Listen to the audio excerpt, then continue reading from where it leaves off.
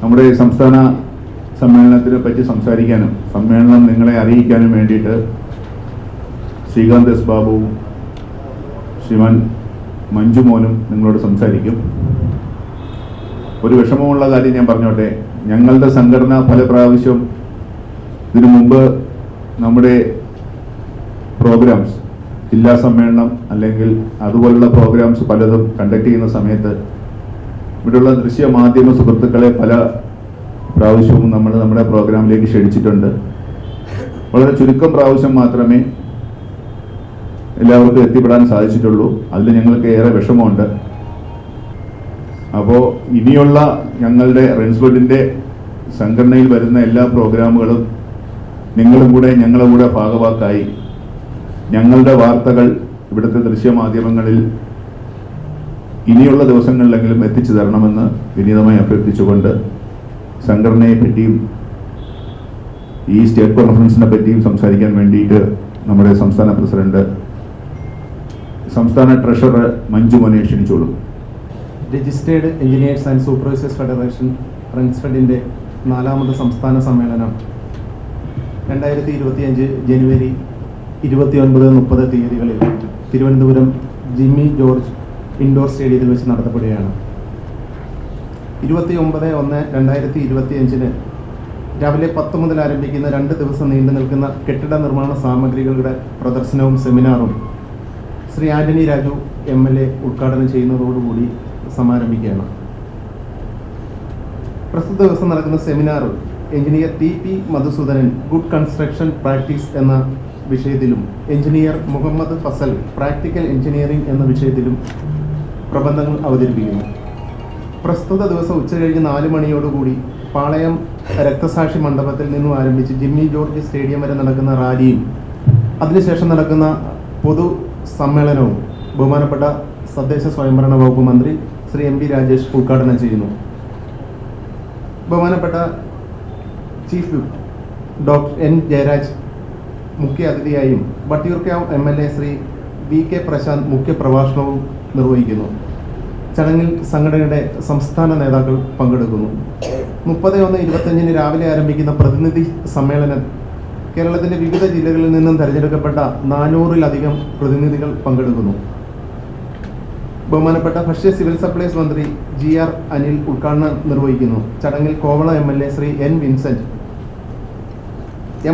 മുഖ്യ അതിഥിയായിരിക്കും. ശേഷം നടക്കുന്ന സംഘടനാ സെഷനിൽ സംഘടനയുടെ 2 വർഷത്തെ പ്രവർത്തനങ്ങൾ വിശകലനം ചെയ്യുകയും നിലവിൽ തൊഴിൽ മേഖലയിലുള്ള പ്രശ്നങ്ങളെല്ലാം ചർച്ച ചെയ്യുകയും ഉച്ചയ്ക്ക് ശേഷം അടുത്ത 2 വർഷക്കാലത്തേക്കുള്ള സംസ്ഥാന സമിതി ഭാരവാഹികളെ തിരഞ്ഞെടുക്കുകയും ചെയ്യുന്നു. ഇതാണ് സമ്മേളനവുമായി ബന്ധപ്പെട്ട പരിപാടിയുടെ ഒരു രീതി.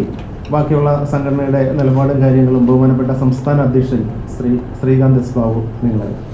തദ്ദേശ സ്വയംഭരണ സ്ഥാപനങ്ങളിൽ നിന്നും കൃത്യമായി വിദ്യാഭ്യാസം പൂർത്തിയായതിനു ശേഷം തദ്ദേശ സ്വയംഭരണ സ്ഥാപനങ്ങളിൽ നിന്ന് കെട്ടിടങ്ങളുടെ പ്ലാൻ വരയ്ക്കുന്നതിനും മേൽനോട്ടം നിർവഹിക്കുന്നതിനും അംഗീകരിക്കപ്പെട്ട സംസ്ഥാന സർക്കാരിൻ്റെ ലൈസൻസുകളുടെ ഒരു കൂട്ടായ്മയാണ് registered engineers and supervisors federation എന്നുള്ളത്. അതുകൊണ്ട് തന്നെ ഈ സമ്മേളനത്തിൽ നമുക്കറിയാം കേരളത്തിലെ വിവിധ ജില്ലകളിൽ നിന്നെത്തുന്ന പൊതുസമ്മേളനത്തിൽ ഏകദേശം 600ഓളം പേരുകൾ എത്തുന്നുണ്ട്. നേരത്തെ സൂചിപ്പിച്ചുള്ള ഏറ്റവും ബഹുമാനപ്പെട്ട MB രാജേഷ് അവർകളാണ് അത് ഉദ്ഘാടനം ചെയ്യുന്നത്. അപ്പം ഇത്രയും പ്രതിനിധികൾ എത്തിച്ചേരുന്ന ഈ വലിയൊരു സമ്മേളനം അത് അവർ ഈ മേഖലയിലെ നിർമ്മാണ മേഖലയിലെ എല്ലാ പ്രശ്നങ്ങളും അറിയുന്നവരും അതെങ്ങനെ കൈകാര്യം ചെയ്യണമെന്ന് വിദഗ്ധരായിട്ടുള്ളവരൊരു കൂട്ടായ്മയാണ്. അതുകൊണ്ട് തന്നെ ആനുകാലികമായി ഇന്ന് ഈ സമയത്ത് നടക്കുന്ന ഈ സമ്മേളനം വളരെ പ്രാധാന്യം അർഹിക്കുന്ന ഒന്നാണ്. പ്രത്യേകിച്ച് തിരുവനന്തപുരത്ത് വെച്ച് നടക്കുന്നു എന്നുള്ളത് കൊണ്ട് തന്നെ സംഘടനയെ സംബന്ധിച്ച് സംസ്ഥാന സർക്കാരിൻ്റെ എല്ലാ നിലപാടുകളിലും ഒപ്പം നിൽക്കുകയും തോട് ചേർന്ന് പ്രവർത്തിക്കുകയും ചെയ്യുന്ന ഒരു സംഘടനയാണ് റെൻസ്ഫെഡ് എന്ന് പറയുന്നത്.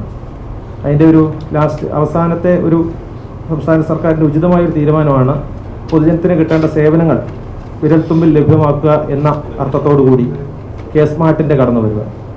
കെ-സ്മാർട്ടിൻ്റെ രൂപീകരണ സമയത്ത് തന്നെ സർക്കാർ സംഘടനയെ, ഞങ്ങളുടെ അടക്കമുള്ള സംഘടനയെ ചേർത്ത് നിർത്തുകയും കൃത്യമായ മാർഗനിർദ്ദേശം നൽകുകയും അതെങ്ങനെ മുന്നോട്ട് പോകണം, എന്ത് ചെയ്യണം എന്നുള്ള നിർദ്ദേശങ്ങൾ നൽകുകയും ചെയ്തിട്ടുണ്ട്.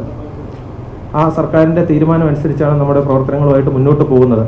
100% ഈ കെ-സ്മാർട്ട് അടക്കമുള്ള ഈ വിഷയങ്ങളിൽ നമ്മുടെ സംഘടന സംസ്ഥാന സർക്കാരിൻ്റെ ഒപ്പമാണ്. അതിനെ ഹൃദയത്തിൻ്റെ ഭാഷയിൽ സ്വാഗതം ചെയ്യുകയാണ്. എന്നിരുന്നാലും അതിന് ഓരോ സോഫ്റ്റ്വെയറുമായി ബന്ധപ്പെട്ട ഓരോ കാര്യങ്ങൾ ഇറങ്ങുമ്പോഴും ഓൺലൈൻ സംവിധാനത്തിൽ നിൽക്കുമ്പോൾ ഉള്ള അപാകതകൾ ഉണ്ടാവാം.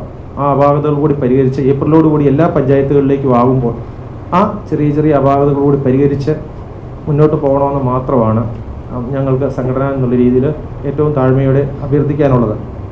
അതുപോലെ തന്നെ നിർമ്മാണ മേഖലയിലെ ഇപ്പോഴത്തെ മാന്ദ്യതയ്ക്ക് ഏറ്റവും പ്രധാനപ്പെട്ട കാരണമായി നമ്മുടെ സംഘടന കാണുന്നത് ഈ നിർമ്മാണ വസ്തുക്കളുടെ അനവസരത്തിലുള്ള വിലവർദ്ധനവും കൃത്രിമ ലഭ്യതക്കുറവുമാണ്.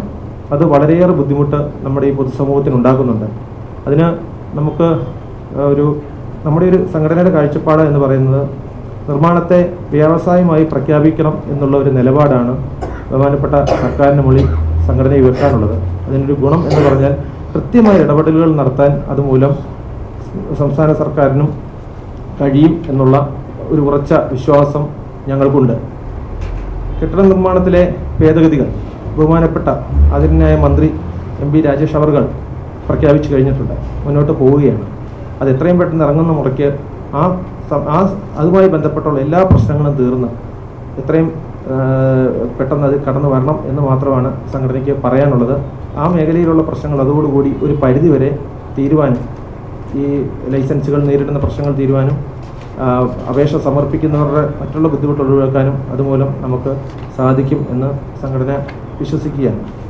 അതുപോലെ തന്നെ സംഘടനയുമായി ബന്ധപ്പെട്ട് ഞാൻ നേരത്തെ സൂചിപ്പിച്ചു, ഒരു സ്വയം തൊഴിൽ എന്ന നിലയിൽ സ്വന്തം കഷ്ടപ്പാട് പഠിച്ച് മറ്റുള്ള ഗവൺമെൻറ് തലത്തിലുള്ളവരുടെ അതേ വിദ്യാഭ്യാസത്തിൽ പഠിച്ച് സ്വയം തൊഴിൽ എന്ന രീതിയിലാണ് ഇത് സംഘടനയിലെ അംഗങ്ങൾ ഓരോരുത്തരും മുന്നോട്ട് പോകുന്നത്.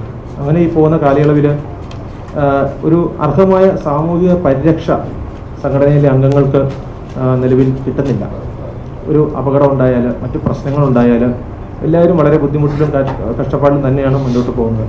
അപ്പം അങ്ങനെയുള്ള വേളയിൽ ഞങ്ങൾക്ക് പറയാനുള്ളത്, ഈ മേഖലയിൽ നിൽക്കുന്നവരെ അവർക്ക് മാത്രമായിട്ട് ഒരു ക്ഷേമനിധി രൂപീകരിച്ച് അത് അംഗീകരിച്ച് തരണം എന്ന് ബഹുമാനപ്പെട്ട സർക്കാരിനോട് ഈ സമ്മേളനം ആവശ്യപ്പെടുകയാണ്.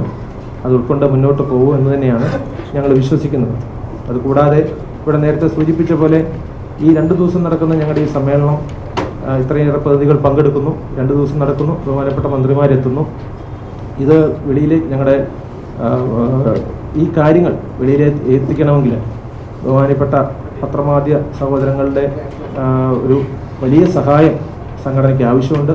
അതുകൊണ്ട് തന്നെ ഈ സമയത്തൊക്കെ ഞങ്ങളോടൊപ്പം നിന്ന്, ഞങ്ങളുടെ കൂടെ നിന്ന് ഈ കാര്യങ്ങൾ വെളിയിലെത്തിച്ച് ഞങ്ങളുടെ നിലപാടുകൾ അറിയിച്ച് ഞങ്ങളെ കൂടെ കൂട്ടണം എന്ന് നിങ്ങൾ ഓരോരുത്തരോടും വളരെ താഴ്മയോടെ അഭ്യർത്ഥിക്കുകയാണ്. ഇതാണ് ഇതുമായി ബന്ധപ്പെട്ട് പറയാനുള്ളത്. ഇവിടെ വന്ന് ഇരിക്കുന്ന എല്ലാ പത്രമാധ്യമങ്ങൾക്കും നമ്മുടെ റെഡ്സ്ഫണ്ടിൻ്റെ പേരിൽ നന്ദി അറിയിക്കുന്നു. അതോടൊപ്പം ഈ വരുന്ന 29-30 തീയതികളിൽ എല്ലാ ദൃശ്യമാധ്യമ പത്രപ്രവർത്തകരും നമ്മളുടെ കൂടെ ഉണ്ടായിരിക്കുമെന്ന് അഭ്യർത്ഥിക്കുന്നു.